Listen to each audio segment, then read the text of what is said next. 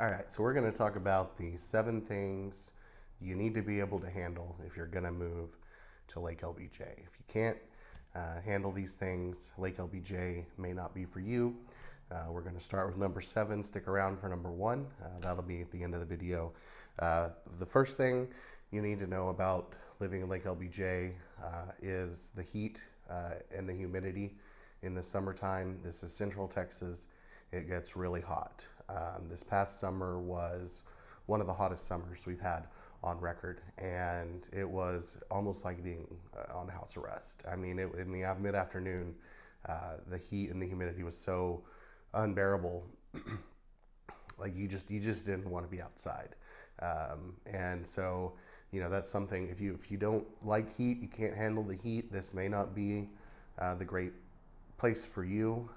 Now we do have the lake, so that gives us a little bit of a respite, a little bit of a way to get away from the heat. But if you really you're not a hot weather person, this might not be the right lake for you. And along with the heat and the humidity, we can also have swings in the other direction. We can have extreme droughts that, it can get pretty dry out here sometimes. This is Texas, so our weather is very susceptible to changes both up and down. But I say all that to say that that's only a few months out of the year. Most of the year, 8-9 months out of the year, we have absolutely beautiful weather here.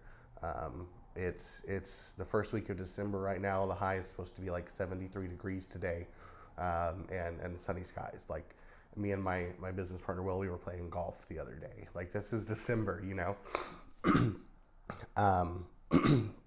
So not 8-9 months out of the year, 10 months out of the year, we have really awesome weather. But there's those couple months in mid to late summer where it does get pretty warm. Next is the bugs and the critters. If you're from like the Northeast or the Northwest, and you're just not used to it, we do have lots of critters around here, and bugs. The mosquitoes can get pretty thick sometimes. We also have scorpions, cockroaches. Now, I'm not saying that every house is just infested with bugs, but it is something we do have a lot of, and it's because of the the climate that we have. It's very it's great for us, but it's also great for the bugs. And then critters too. We've got raccoons, armadillos, skunks, snakes, all different kinds of snakes. So if you're thinking about moving to the Lake LBJ area, that's just something you gotta be aware of. It can be mitigated. You can have the Orkin Man or a local pest control company come out and help you set up those steps for your property. It's just something that you need to keep in mind. That if you're not a bug person or a critter person, or if that's just something you do not want to deal with, maybe it's time to, it might be good for you to look somewhere else. Another thing about our area is we are pretty rural. Although we do have most modern conveniences that a larger city will have, we're a little bit more spread out. Our people are a little bit, we move at a little different pace than the big cities. So if you're a big city person, you like the skyscrapers and the buzz and the atmosphere, it's a little bit different out here. We have a little bit more of a laid back vibe. The traffic's not as bad. We do see a lot of people in the summertime, more people than are here in the wintertime, but that's just the nature of being on a lake. But it's nowhere near your big city, your Austin, your Dallas, the traffic, the people. We're a little bit more rural out here. So if you like that, you like the big city, you want to be around a bunch of people, this may not be the ideal spot for you to live full time, but it could be a great place for you to visit, on the weekends and holidays. I mentioned some of the weather earlier, that it's great 8-9-10 months out of the year, but we do have can have some pretty severe weather. We do get tornado warnings in the summertime, really severe thunderstorms, large hail. So if that's something that frightens you or that you're scared of, just be aware that that's something that we are we deal with out here. But the main key is to be prepared and have a severe weather plan. I live down the street from some family members. When there's a tornado watch or a severe thunderstorm coming, we all, we have a group text. We text each other. We have our plan in place. We know where we're going, where we're going to get shelter, and we have all of that in place before, so that when that severe weather alert does come in, we're prepared for that. I mentioned our extreme droughts. On the other end, we can also have floods. There was a historic flood on our lake in 2018, caused massive amounts of damage. But fortunately, that's a 1 in a 50 or 100 year occurrence. We do have some flash flooding. Our creeks and our streams will flash flood if we get a heavy rain.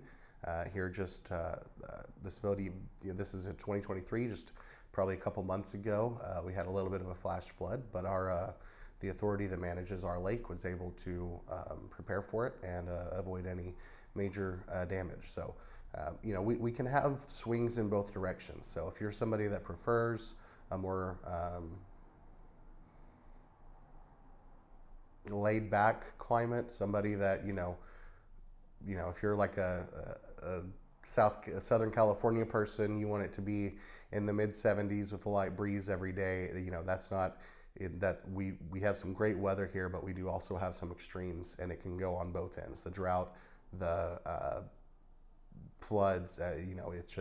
It's a very our weather here is always in flux. We have a saying: if you don't like the weather in Texas, just wait 5 minutes; it'll change. So that's just something to be aware of if you're considering moving here full time. Another thing that, if you can't handle this, probably not a good area for you, is our friendly people. And I'm serious. Like, this is Texas. This is the South. When you go outside, your neighbors are going to wave hi to you. People are going to be holding the door for you at the convenience store. I love it. I grew up in Texas. That's one of my favorite parts of living here, is our friendly people. But if you're from, not to talk bad about like Northeasterners or anything like that, and I'm not saying all people from the Northeast are like this, but if you're a person that doesn't want to be talked to when you go outside the house, you kind of prefer to be left alone, it's just not going to happen here. We're friendly folks. We like to talk. We wave to our neighbors.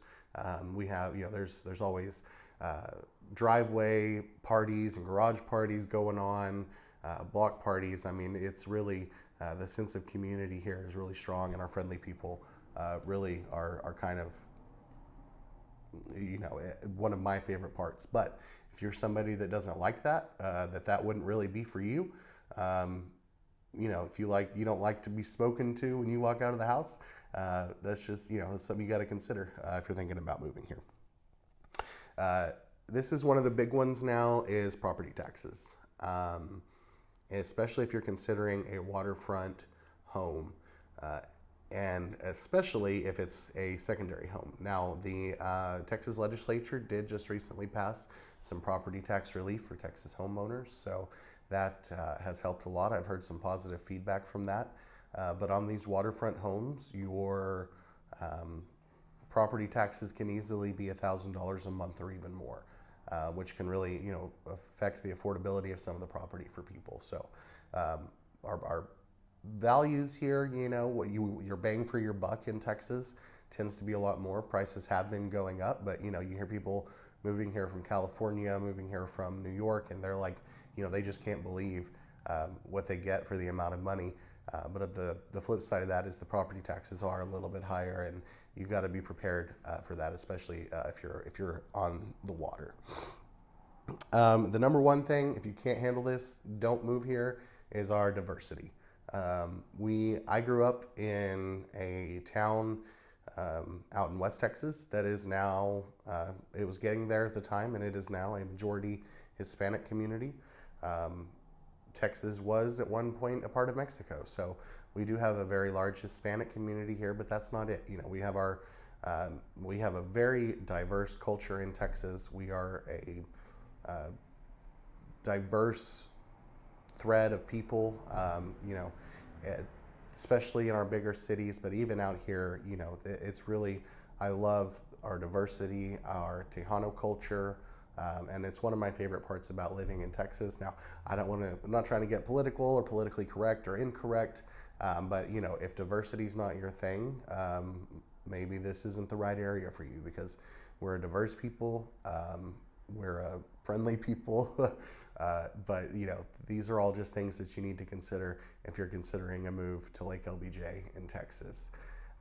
So I've given you some 7 things that are some of the negatives we talked about in this video, but there's just so many positives, guys. And if you think you can handle these 7 things, give us a shout. Make sure to reach out. We are experts on this lake. We know it inside and out, and your experience here isn't going to be the same if you buy the wrong property in the wrong area. There are intricacies around this lake, little niches, little communities, and you want to make sure you reach out to us, because we know those. We can find you the place that's going to meet your lifestyle, your desires, what you're looking to do. And you know, we are the Lake Life team. That's, you know, we're all about the lake life and the lake lifestyle. So if you think you can handle these 7 things, reach out to us, and let's take that first step in your dream of Lake LBJ home ownership. Thanks, guys, and we'll see you next time.